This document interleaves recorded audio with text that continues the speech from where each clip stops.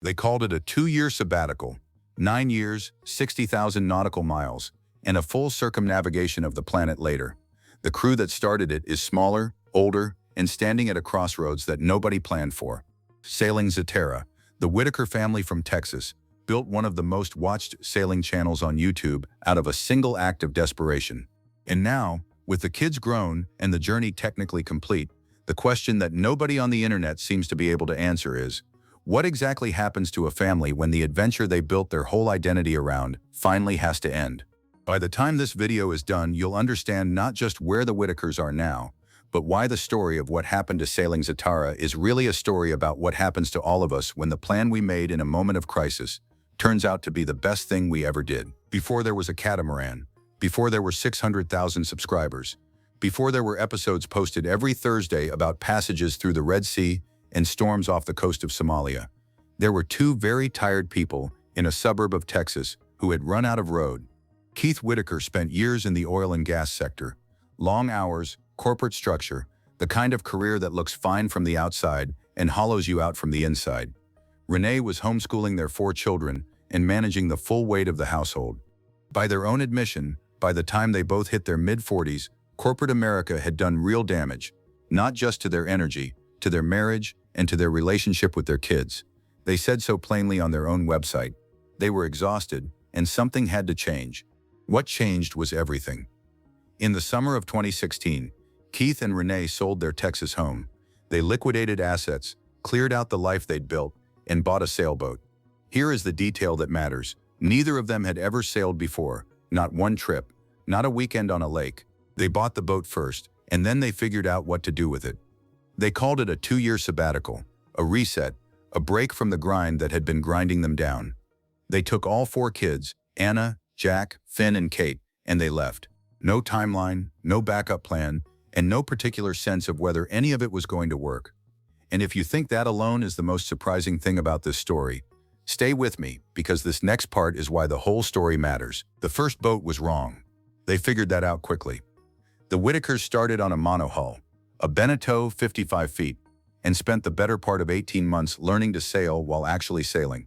The Caribbean, the Atlantic approaches, the kinds of passages that most experienced sailors train for years before attempting. They learned by doing, and they documented honestly. Renee said in multiple episodes that they cried, nearly quit, and had to completely rebuild their understanding of what the ocean actually is. It is not a backdrop, it is a force. By 2018 they were in Greece, and they made the call to upgrade. They sold the monohull and bought a privileged 585 catamaran, 59 feet, 4 cabins, built for long ocean passages. The name came from their eldest son Jack, Zatara.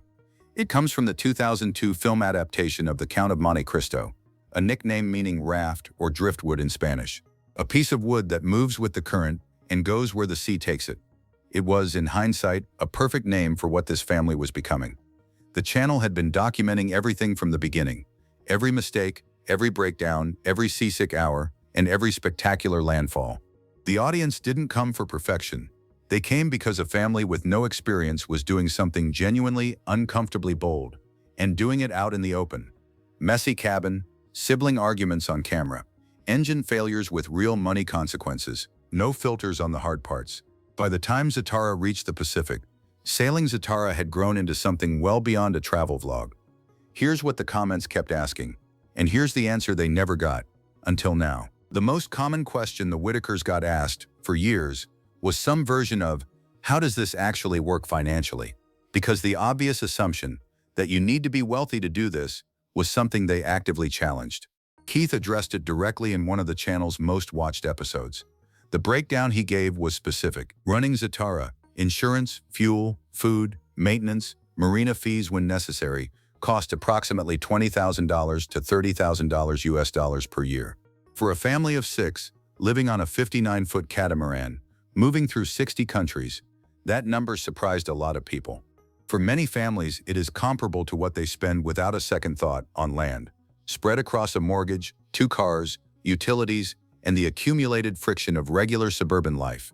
The funding came from multiple directions. Keith had worked in oil and gas for years before leaving. Not a glamorous industry in popular culture, but a well-compensated one. They lived below their means, saved deliberately, and sold real estate at a time when Texas property values were favorable. They also built income streams around the channel as it grew. Merchandise, a membership program for dedicated viewers, sponsorship deals with companies aligned to the sailing world, and then there was Blue Water Cruising, the education business Keith co-founded as the channel grew. It teaches people how to plan, fund, and execute blue water sailing adventures, courses, master classes, a boat buying arm, live events. It turned the Whitakers' hard-won knowledge into a product with a waiting audience. By the time Blue Water Cruising was running at full capacity, the business was generating revenue that ran independently of the YouTube ad cycle. The number that matters here is the one nobody talks about. The Whitakers didn't just sail around the world. They built a business around the fact that they were doing it. And that business is what gave them options when the sailing eventually had to end. At this point in the story, most people walked away. What the Whitakers did instead is the part nobody talks about. Here is the thing about sailing around the world with your children. They grow up. The Whitakers had 5 children total. Tate, the oldest, was already married with kids of her own when the sabbatical began. She never sailed with the family. The 4 who came along were Anna, Jack, Finn, and Kate, ranging from teenager to young child when they left Texas in 2016. Anna was the first to leave. In 2020, after 3 years aboard Zatara, she stepped off the boat and enrolled at Texas Woman's University to study psychology. She was 18. Renee described the moment publicly as feeling like cutting a piece of their heart out. The channel had grown partly around the dynamic of all 4 kids on board. Anna's voice, her writing, her presence in the content. Her departure marked the first time the Whitaker family admitted, on camera, that this life had an expiration date built into it. Anna graduated in 2024. Renee and Keith celebrated it by welcoming her back aboard Zatara for the occasion, not as a returning crew member, but as a daughter who had gone and done exactly what she was supposed to do with her 20s. Jack stayed on longer. Finn built his own parallel YouTube channel with over 150,000 subscribers, producing his own music for his videos. A kid who grew up on a boat and came out the other side with a genuine creative career. Kate, the youngest, developed into a kiteboarder and a visual artist, sketching original work from wherever the boat happened to be anchored. And then came episode 292. The title was The End of an Era. Finn turned 18. The episode covered a damaged portside rudder, an emergency fix to reach Grenada, and somewhere in the middle of the mechanical chaos, a birthday celebration for the second youngest Whitaker child, who was taking his last sail as a permanent crew member. One after another, they were all leaving. And if you think that was surprising, stay with me, because this next part is why the whole story matters. In 2016, Keith and Renee Whitaker told themselves, and anyone who asked, that this was 2 years. A sabbatical. A pause from ordinary life. They would reset, the kids would see the world, and then they would come back. They never came back. Not to that life. Instead, they crossed the Atlantic. They crossed the Pacific. They sailed along the Somali coastline, one of the most discussed episodes in the channel's history, navigating rough seas, broken equipment, and conditions that put the Somali coast on the radar of international maritime risk advisories. They passed through the Red Sea.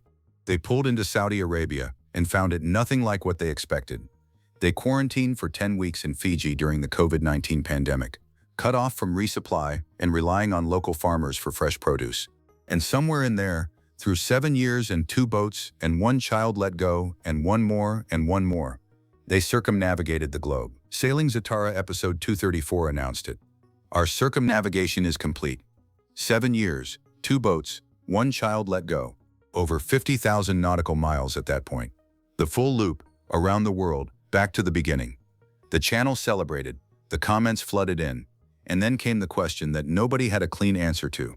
What now? Most people who know this story stop here. But the real story starts right now. There is a line on the Sailing Zatara website that most viewers never noticed. It is on the crew page, written by Renee in her description of Keith.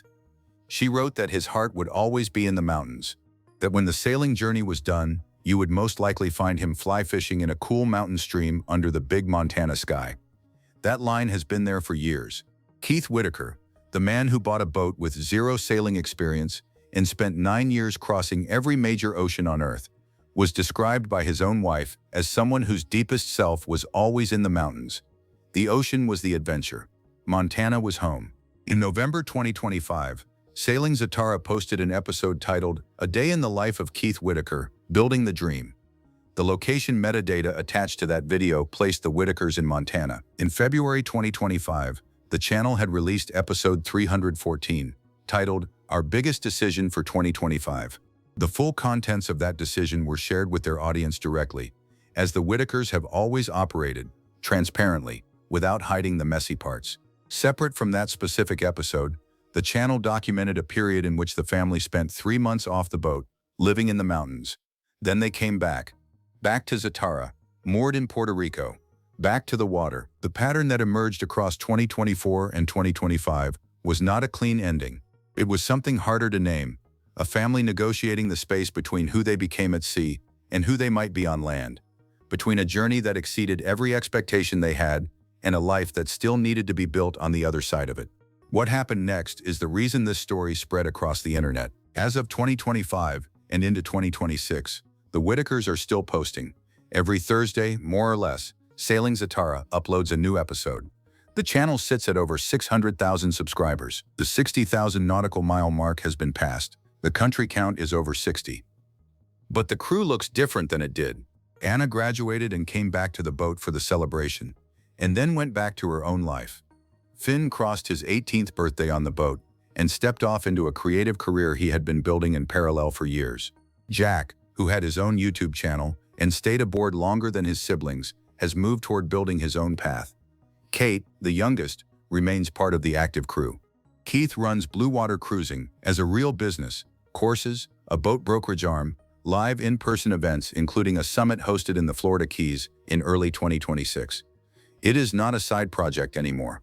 It is the infrastructure through which the Whitakers are turning a decade of hard-won knowledge into something scalable and lasting. Renee keeps filming, keeps editing, keeps narrating the story of a family that refused to stop moving. The website still calls it a family-friendly channel.